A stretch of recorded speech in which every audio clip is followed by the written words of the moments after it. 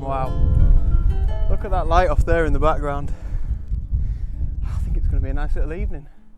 Now, a very long time ago, well, bearing in mind I'm only 27, so it can't be that long ago, but quite a long time ago, before I was into photography and hiking, and definitely before I was into making these videos, I read a quote about inspiration and motivation, which is something I want to touch upon in this week's video.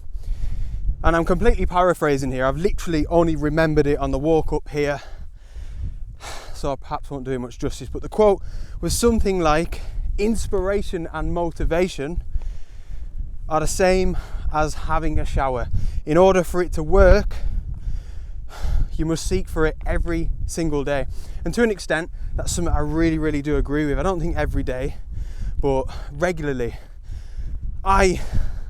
Personally, I actively seek inspiration in sort of regular occurrences because it really, really helps me. I see it as a really important resource for my landscape photography and for my creativity. So I guess in this video I wanted to talk a little bit about what inspires me.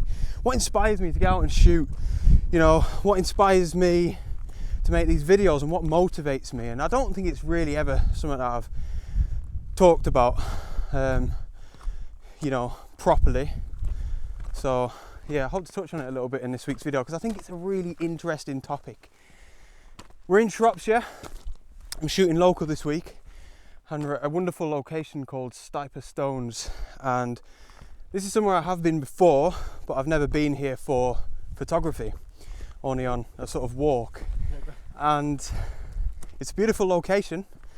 And the forecast is looking wonderful for the evening for our photography. Oh God, get a look at that light off there. I've got a good feeling about tonight.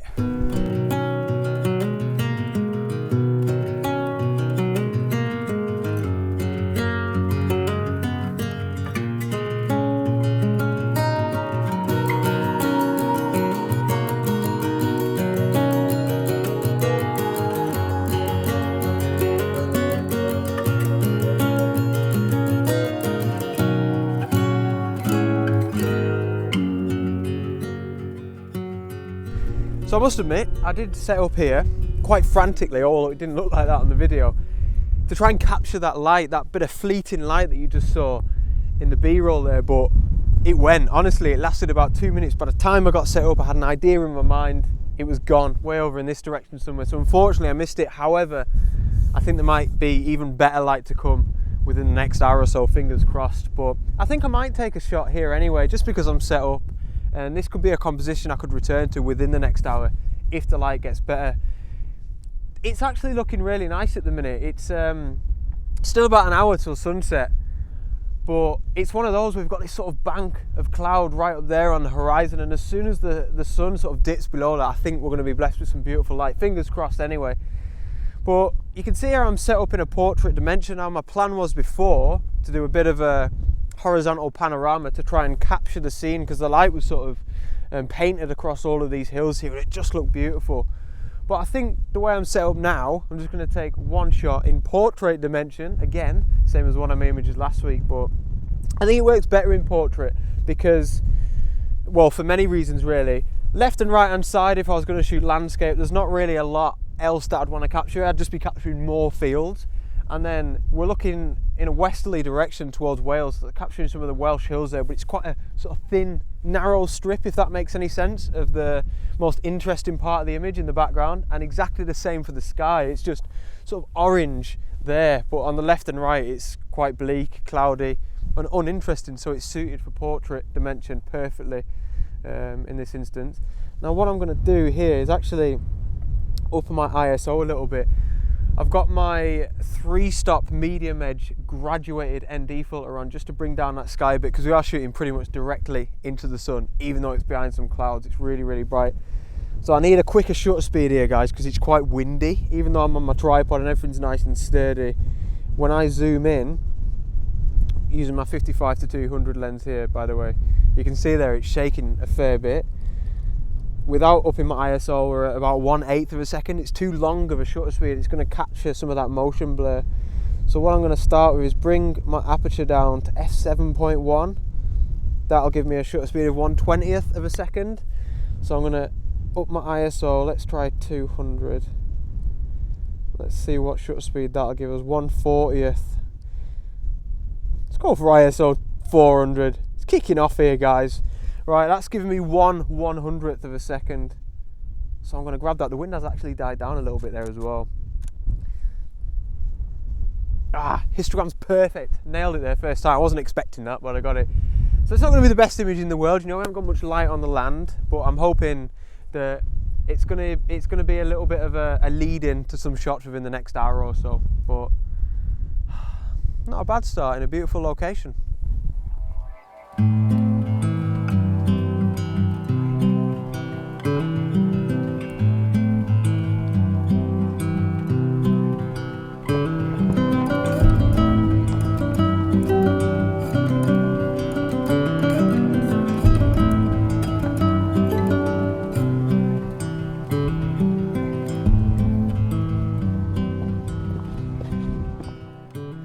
So, just as I'd hoped, that sun is now starting to dip below some of them larger low clouds off there in the distance, and we're getting that beautiful golden light. However, before we get into that, I wanted to talk inspiration. What inspires me? Now, this is quite funny because nobody's ever asked me this. I'm not answering anybody's question, but I just think it's so important, and I get loads of questions about gear all the time, and I love gear. I actually find gear inspiring as well.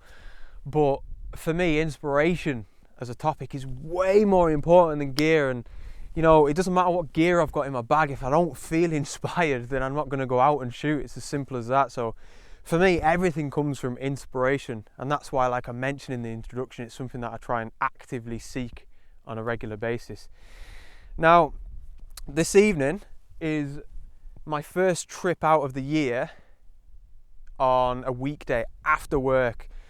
And that's relevant because in last week's video, I really briefly mentioned that I work full time outside of landscape photography, 40 hours a week. So especially for the past few months, you know, over winter and spring, I've only really been able to have my 2 days on the weekend to make the most of my landscape photography and, you know, make these videos. And I really sort of thought about it, and, you know, a few of you guys commented and said, oh, that's cool, you know, I work full time as well and I try my best to go out and do my photography. That's what inspires me the most. That is where I get so much of my inspiration from. Essentially, when I see other people making sacrifices for their passion, you know, they might work 40 hours a week, the same as me. Anytime they get, they're trying their best to fulfill their passion and get out and enjoy this absolute beauty. And I actually feel really grateful and lucky that a lot of the time it doesn't really feel like a chore. In all honesty, I think this evening at the start before I came out felt like a bit of a chore. I sort of dragged myself out the house, you know, after a long day's work. But obviously now I'm here now. Jesus, worth every second really. But yeah, if anyone was to ever ask me that question, that is what inspires me, when I see other people making sacrifices to follow their passion. And I think that really, really is a wonderful thing. And I'd say a lot of you guys that are watching now are exactly the same as me, where you work full time and you're trying your best to fit in your passion around that, and I think that's special. And I think back to a video I watched months ago now. It was one of Simon Baxter's. If you don't follow Simon, where have you been? I'll put a link to his channel up in the corner, but you probably all know him anyway. Fantastic photographer and a great YouTube channel. But again, I'm paraphrasing here, but he went up to Scotland and his video started off saying something like, oh, I've just arrived in Scotland at 6 o'clock in the morning, and I've travelled through the night, and it just hits me here. I just think, oh, that's absolutely amazing. That inspires me so much, you know. If he can do it, then so can I, and it just motivates me to get out with my camera. And again, it's a beautiful cycle, isn't it? Because you get that inspiration, you witness things like this, and then it all comes back around again. And I really hope that my videos inspire you guys as well. So yeah, it's almost like a give-take thing as well, isn't it? Anyway, this light's getting beautiful now, and I'm yet to find a worthy composition, so I'm going to crack on with that, see what we can find.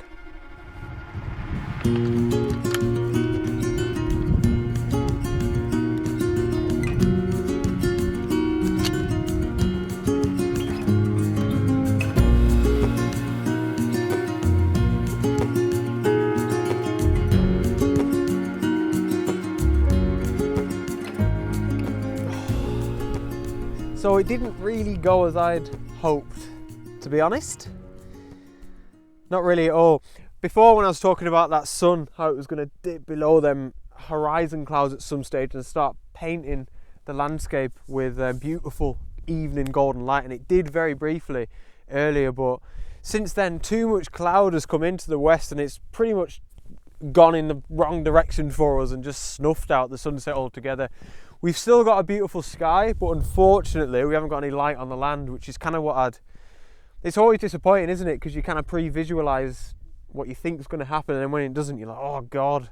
But anyway, I've tried to work with what the conditions have given us. I stuck my wide angle lens on, I'm zoomed in slightly at 16mm. It wasn't quite working on my other lens at 18mm, because of what I've done is I've got a few of these rocks here in the foreground that were kind of like pointing out into the landscape, into the scene, into some of the hills there in Shropshire, and then the Welsh hills in the background, and then ultimately into the sky. So they were working as a really strong foreground element, I found. And then yeah, it was leading us into the midground of them sort of gorgeous Shropshire fields, and then the sky is still gorgeous, to be fair. There's more low cloud than I would have liked. But I was trying to use that low cloud to my advantage by sticking my 6-stop ND on and doing a long exposure. Now I have grabbed the shot already because the light has faded a lot more since, but I shot that at quite interesting settings, ISO 100. It was just over 2 minutes shutter speed, and I shot it at f/18. Shot it at f/18 just so I could get that 2 minute shutter speed. On the back of the camera it does look like a lovely shot. The sky looks really incredible, but it's just dark and quite bleak in the foreground, unfortunately. And like I say, I think a lot of it was because I'd pre-visualized just beautiful golden light here in the foreground, so a little bit unfortunate in that sense. I had my 3-stop medium edge ND grad on as well, same as the last photograph, just to bring down that sky a little bit. But yeah, nice sky in the photograph, but everything else feels a little bit disappointing, but not a bad shot.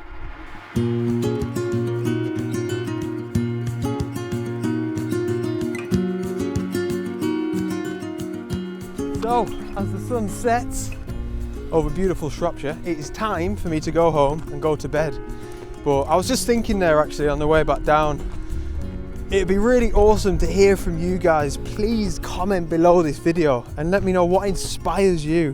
Where do you draw your inspiration from? What motivates you to go out and shoot landscapes? That'd be really interesting, and I think it's something that'd actually inspire me greatly. So yeah, please let me know, that'd be cool. But I really hope you enjoyed this video, and if you don't often go out after work and do some landscape photography locally, then I would highly recommend it. Let's give it a go, it's great fun. And yeah, thanks again for watching. Cheers for the support as always, it is massively appreciated, as you know. And I shall see you guys next week on the next adventure from France. Out.